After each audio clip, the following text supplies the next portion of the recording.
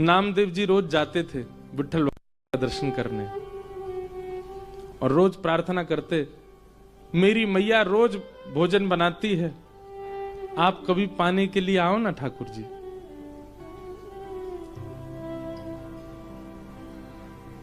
रोज नामदेव जी की एक ही प्रार्थना सुन के ठाकुर जी बोले, हे नामा, अब तू कहता रोज मेरे घर प्रसाद पाने आओ, यहां दर्शन कौन देगा? फिर एक काम हो सकता है। बोले क्या?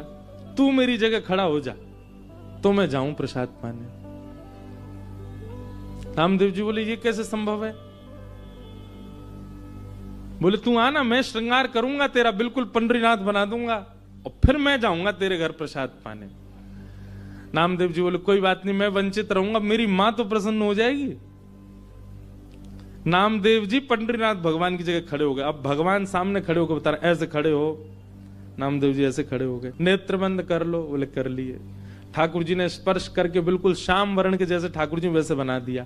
अब ठाकुर जी बोले, अब तुम पंडरीनाथ हो गए हो? बोले जी।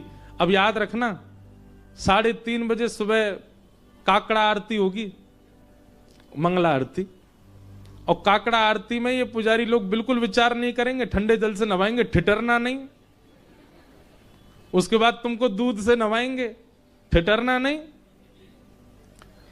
नामदेव जी बोले, मुझे नहीं बनना पंडरीनाथ। बोले नहीं, अब तो तू खड़ा ही रहे यहीं पे, अब तेरे को भी तो पता चले मुझे क्या अनुभव होता है।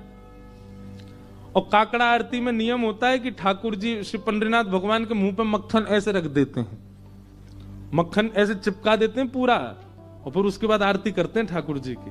कभी जाओ पंढरपुर दर्शन करना मंगला का, काकड़ा आरती बहुत सुंदर होती है। तो ऐसे मक्खन रख देंगे, मन तो होगा तेरा खाने का पर चाटना नहीं। अगर नेक भी मक्खन खत्म हुआ तो पुजारी बहुत मारेंगे। मैं कुछ नहीं करता, मैं केवल चुपचाप खड़ा रहता हूं। उसके बाद तुम्हारा श्रृंगार होगा और श्रृंगार के बाद फिर द्वार खोल दिए जाएंगे, सब भक्त आके चरणों में प्रणाम करेंगे और कुछ भी मांगे देना नहीं, सुन लेना। विधि का विधान, कर्म का विधान सब उनको योग्यता दे देगा। तुम सब पर दया करके कुछ भी मत दे देना, नहीं तो लोग कुछ भी मांग लेंगे। अब खड़े रहूं, मैं जा रहा हूं। और अर्धरात्रि में श्री पंडरीनाथ भगवान नामदेव जी के घर गए। द्वार जाकर के खोलो।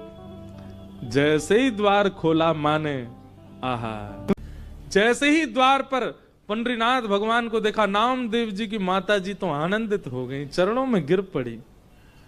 ठाकुर जी बोले, मैया जल्दी पवाओ, भूख लगी मुझे।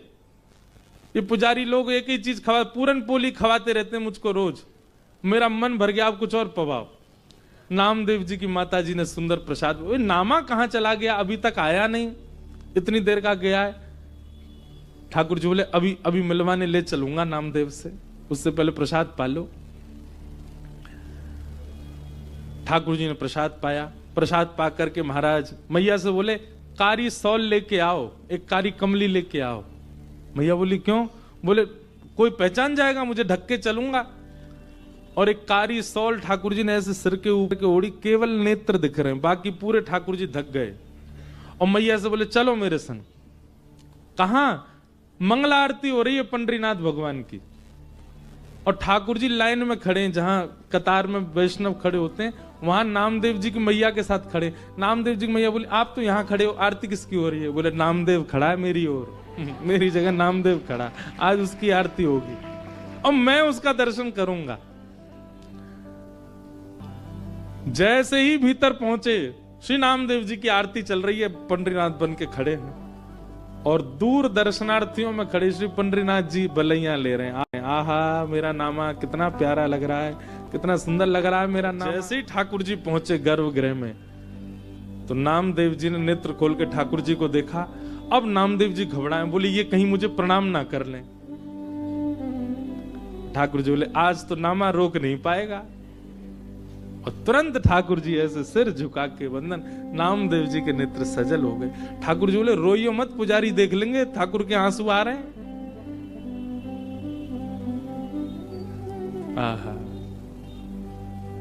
आज भी पंढरपुर में 365 दिन में एक दिन आता है, उस दिन आज भी यही भाव रखा जाता है कि श्री पंडरीनाथ भगवान नहीं, आज नामदेव जी खड़े हैं। और उस दिन जितने वैष्णव दर्शनार्थी आते हैं सबको प्रणाम करते हैं। क्यों? बोले इन वैष्णवों में कहीं ना कहीं पंडरीनाथ आए होंगे दर्शन करने के।